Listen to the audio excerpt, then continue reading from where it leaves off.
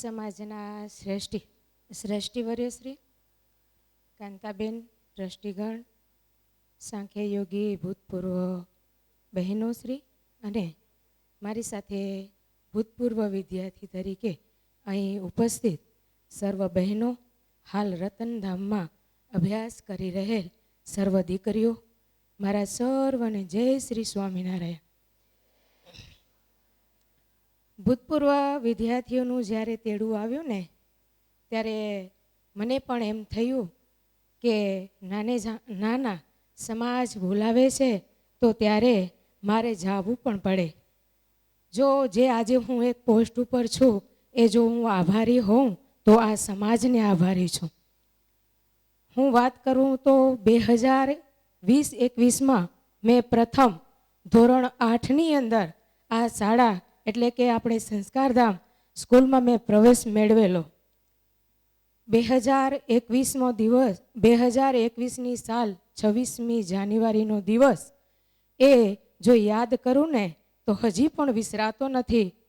ત્યારે અમે સૌ 26મી જાન્યુઆરીના દિવસે સાંસ્કૃતિક કાર્યક્રમ માટે સર્વ મારી સાથે સહપાઠી બહેનો અને મિત્રો જ્યારે અમે આ ગ્રાઉન્ડની અંદર પ્રોગ્રામ માટે એકત્ર થયા હતા ત્યારે અચાનક જ ભૂકંપનો ભયંકર એવો આંચકો આવ્યો, જેથી અમને સરસ એવી સૂચના મળી કે સર્વ દીકરીઓને દોડધામ કરવાની નથી, આપે જ્યાં છો ત્યાં ને ત્યાં ઊભા રહી જાઓ. અને અમે ત્યાં ને ત્યાં ઊભા રહી ગયા. બાજુનું દ્રશ્ય જોતા બાજુની શાળા માતૃછાયા અને એની જ બાજુમાં ઢીંગલી ઘર ચાલતું હતું. તો ઢીંગલી ઘરમાં પણ નાની મોટી દીકરીઓ બહેનો જે તૈયાર થયેલી હતી, સૌ આખું બિલ્ડિંગ જ ઘરાશય થઈ ગયું.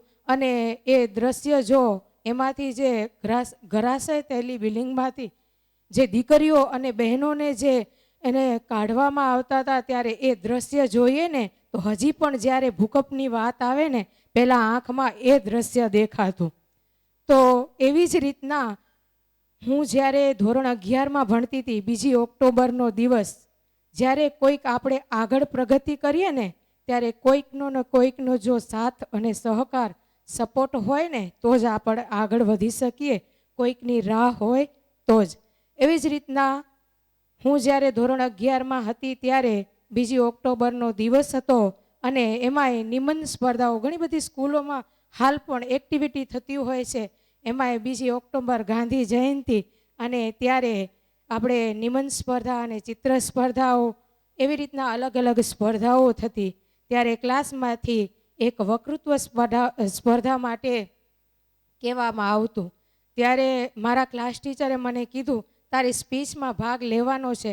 મેં મેમને કહ્યું, ત્યારે તો બેન કહેતા, હવે મેમ કહીએ છીએ, બેનને કહ્યું કે બેન મારાથી નહીં બોલાય. તો કે કેમ નહીં થાય, તારાથી થશે, તું ટ્રાય કર, હું હેલ્પ કરું છું, તું ટ્રાય કર, તારાથી થશે. અને ત્યારે મેં ટ્રાય કરી. મારો છે 11મા 12મામાં એ સ્પીચમાં શાળાની અંદર જ 3જો ક્રમ જ્યારે આવ્યો ત્યારથી જ મને એક આત્મવિશ્વાસ જાગ્યો. ના, જો આજે અહીંયા હું જે ઊભી છું એ સ્ટેજ ભય જો દૂર થયો હોય ને તો એ 2 ઓક્ટોબર ધોરણ 11માં જે અભ્યાસ કરતી હતી ને એ દિવસના કારણે જ અને મારા શિક્ષકના કારણે જ જે આ મારો સ્ટેજ ભય દૂર થયો છે અને 3જો નંબર આવ્યો. ત્યારથી જ મેં એક ધારી લીધું કે ના, હું તો છે શું ન કરી શકીએ, આપણે તો જે ધારીએ એ કરી શકીએ છીએ. અને એવી જ રીતના જ્યારે હું ધોરણ 12માં અભ્યાસ કરતી હતી ત્યારે ત્યારે કોલેજ હોસ્ટેલ લાઈફ હોય એટલે બધા હસી મજાક ને કાંઈ પણ એવા ઇસ્યુ ઊભા કરતા હોઈએ.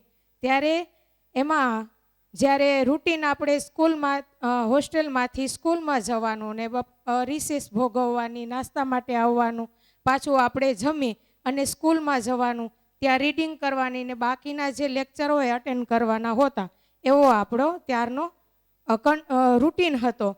તો એમાં મારા 12 આર્ટ્સની જે મારી સાથે હજી બી કોઈ બી હાલ અહીંયા હશે તો એને યાદ બી હશે એ દિવસ કે એ દિવસે અમે એવો ઈરાદાપૂર્વક નહોતો પણ તે દિવસે બપોરે અમે સ્કૂલે પહોંચવાની જગ્યાએ રૂમમાં જ સૂઈ ગયા હતા.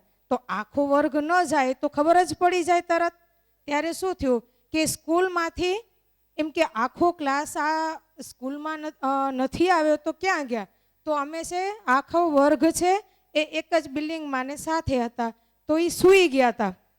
ચેકિંગ કરવામાં આવી ત્યારે હેમલતાબેન થ્રુ અમને સજા મળી કે અમારા હાથમાંથી વોચ ઘડિયાળ છે એ લઈ લેવામાં આવી, અને ઘડિયાળ લઈ લીધું અને 1 અઠવાડિયા સુધી અમને મોરી દાળ આપવામાં આવી, જે મીઠું ન નાખવાનું, મોરી. અને એમાંય શું પાછું ફરજિયાત એ દાળ લેવાની ને ખાવાની.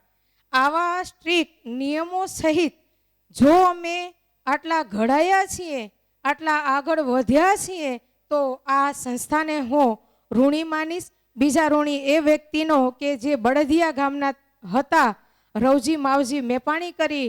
અને ત્યારે હું માંડવીની દીકરી, ત્યારે માંડવીથી 2001ની વખતે બહુ ઓછી દીકરીઓ અહીંયા ભુજ સમાજમાં ભણવા માટે આવતી, પણ ઓછી બહુ આવતી. કોઈક પ્રેરિત કરવા માટે હોય પેરેન્ટ્સને તો આવી શકતી.